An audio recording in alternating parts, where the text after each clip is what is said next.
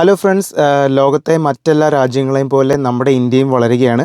ഇന്ത്യയിലെ പാസ്പോർട്ടുകളെല്ലാം അഡ്വാൻസ്ഡ് ആയിട്ടുള്ള പാസ്പോർട്ടുകളായിട്ട് ഇപ്പോൾ കൺവേർട്ട് ആയിട്ടുണ്ട്.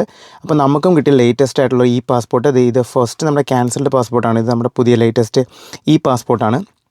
പാസ്പോർട്ടിൻ്റെ പ്രത്യേകത എന്താണെന്ന് വെച്ചിട്ടുണ്ടെങ്കിൽ, പാസ്പോർട്ടിൽ ശരിക്കും പറഞ്ഞിട്ടുണ്ടെങ്കിൽ ഒരു RFID ചിപ്പ് എംബഡഡ് ആണ്. അപ്പോൾ നമുക്ക് എവിടെ പാസ്പോർട്ട് യൂസ് ചെയ്യേണ്ട സമയത്തും നോർമലി കൺവെൻഷനലി ചെയ്തുകൊണ്ടിരുന്ന സ്കാനിങ് പ്രോസസ്സ് ഇല്ലാതെ ഇതിനകത്തൊരു ചിപ്പ് ഉള്ളതുകൊണ്ട് ആ ചിപ്പിലെ ഇൻഫർമേഷൻ എല്ലാം അവർക്കൊരു സ്കാനിങ് സിസ്റ്റം വെച്ചിട്ട് വളരെ ഈസി ആയിട്ട് എടുക്കാൻ പറ്റും. ഇത് യൂറോപ്യൻ കൺട്രീസിലും അതുപോലെ അമേരിക്ക പോലുള്ള ബിഗ് കൺട്രീസിലെല്ലാം യൂസിലുണ്ടായിരുന്നൊരു കാര്യമായിരുന്നു. അപ്പോൾ ഇന്ത്യയിൽ ഇതുവരെ ഇംപ്ലിമെൻറ്റഡ് ആയിട്ടില്ലായിരുന്നു. അപ്പം ഇന്ത്യയിലും ഇതിപ്പോൾ ഇംപ്ലിമെൻറ്റഡ് ആയിട്ടുണ്ട്. എല്ലാ പാസ്പോർട്ട് ഓഫീസുകളും ഇപ്പം ഇങ്ങനെയുള്ള പാസ്പോർട്ട്സാണ് കൊടുക്കുന്നത്. ഇതെങ്ങനെ ഐഡൻറ്റിഫൈ ആണെന്ന് വെച്ചിട്ടുണ്ടെങ്കിൽ, ഇവിടെ ഒരു ചിപ്പിൻ്റെ സിമ്പലുണ്ട്. ഈ ചിപ്പിൻ്റെ സിമ്പലാണ് ഇത് ഡിനോട്ട് ചെയ്യുന്നത് ഇത് പാസ്പോർട്ടാണ് എന്നുള്ളത്. നമ്മുടെ ഓൾഡ് പാസ്പോർട്ട് ഞാൻ ഒന്നുകൂടെ കാണിക്കാം. ഇത് നമ്മുടെ ക്യാൻസൽഡ് പാസ്പോർട്ടാണ്. ഇതിൽ ആ ചിപ്പിൻ്റെ സിമ്പലില്ല. അതിനുശേഷം ലേറ്റസ്റ്റ് ആയിട്ട് നമുക്ക് കിട്ടിയ പാസ്പോർട്ട് ഇതാണ്. ആ പാസ്പോർട്ടിൽ ആ ചിപ്പിൻ്റെ സിമ്പലുണ്ട്. ഇതുള്ളതുകൊണ്ട് തന്നെ അഡ്വാൻറ്റേജ് എന്ന് വെച്ചിട്ടുണ്ടെങ്കിൽ, ഒരു ഡ്യൂപ്ലിക്കേറ്റ് പാസ്പോർട്ട് ഉണ്ടാക്കിയിട്ട് അങ്ങനെ ആർക്കും ഈസി ആയിട്ട് പോകാൻ പറ്റത്തില്ല. ഇത് നമ്മുടെ സിം കാർഡ് പോലെ ഒരു ചിപ്പാണ്. സോ അതിൽ നമ്മുടെ എല്ലാ ഡീറ്റെയിൽസും എംബഡഡ് ആയിരിക്കും. അത് ഡ്യൂപ്ലിക്കേറ്റ് ചെയ്യാൻ വളരെ ഈസി അല്ല.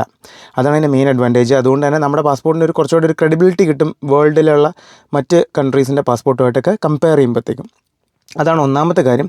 പിന്നെ അതൊരു ഇൻ്റർനാഷണൽ ആയിട്ടുള്ളൊരു സ്റ്റാൻഡേർഡാണ്. അതുകൊണ്ട് തന്നെ നമുക്ക് വേറെ ഏത് രാജ്യത്ത് പോയി കഴിഞ്ഞാലും നമ്മുടെ പാസ്പോർട്ട് ഈസി ആയിട്ട് സ്കാൻ ചെയ്യാൻ പറ്റുന്നത് കൊണ്ട് നമുക്ക് വളരെ ഈസി ആയിട്ട് നമ്മുടെ ഇമിഗ്രേഷൻ പ്രോസസ്സൊക്കെ കംപ്ലീറ്റ് ചെയ്യാൻ പറ്റും. ഇതൊരു അഡ്വാൻസ്മെൻ്റ് ആണ്.